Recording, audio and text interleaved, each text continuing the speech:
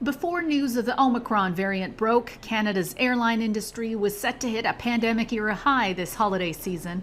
It'll take time to see whether this results in a rash of cancellations. We are hearing, of course, people are saying, like, should I be concerned? Am I at risk of getting stuck overseas if I take a flight now? Travel insurance quotes on rates.ca are up nearly 300% this fall compared with this time last year. Interest in travel surged, and with the newly discovered variant, interest in insurance has spiked too.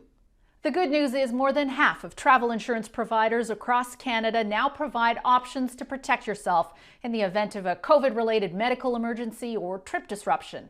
In the case of travel cancellation insurance, what's covered and what isn't depends on a variety of factors.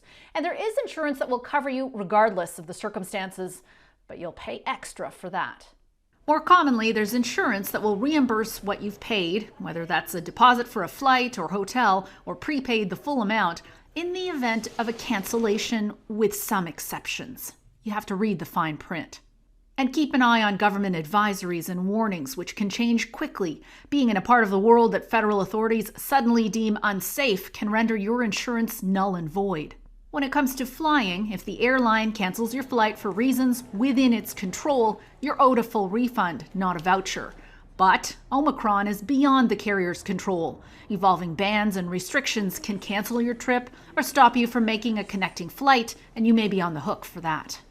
This consumer advocate says if you cancel because you're worried about what could happen while you're abroad, you have to rely on insurance if your ticket doesn't offer flexibility. If you decide to cancel out of your subjective, possibly even very reasonable concerns, then it is a matter for your insurance and the terms and conditions that were set out in the airline's tariff and possibly other terms and conditions attached to the ticket. Anne Gaviola, Global News, Toronto.